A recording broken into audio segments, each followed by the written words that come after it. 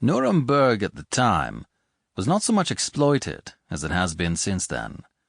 Irving had not been playing Faust, and the very name of the old town was hardly known to the great bulk of the traveling public.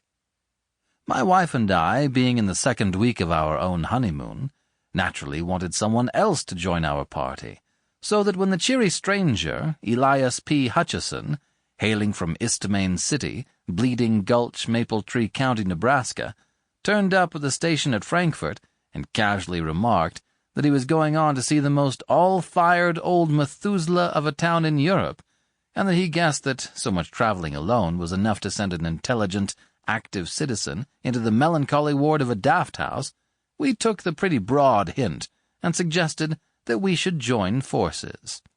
We found on comparing notes afterwards that we had each intended to speak with some diffidence or hesitation, so as not to appear too eager, such not being a good compliment to the success of our married life. But the effect was entirely marred by our both beginning to speak at the same instant, stopping simultaneously, and then going on together again.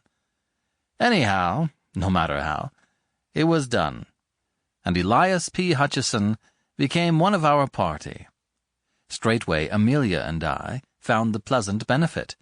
Instead of quarreling, as we had been doing, we found that the restraining influence of a third party was such that we now took every opportunity of spooning in odd corners.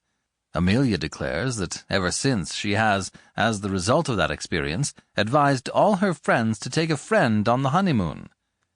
Well, we did Nuremberg together, and much enjoyed the racy remarks of our transatlantic friend, who, from his quaint speech and his wonderful stock of adventures, might have stepped out of a novel.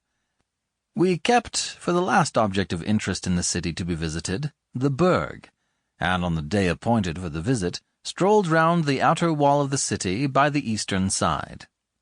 The Burg is seated on a rock dominating the town, and an immensely deep fosse guards it on the northern side.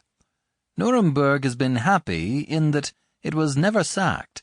Had it been, it would certainly not be so spick-and-span perfect as it is at present.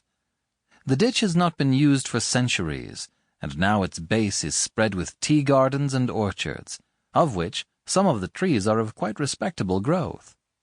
As we wandered round the wall, dawdling in the hot July sunshine, we often paused to admire the views spread before us, and in especial the great plain covered with towns and villages and bounded with a blue line of hills, like a landscape of Claude Lorraine.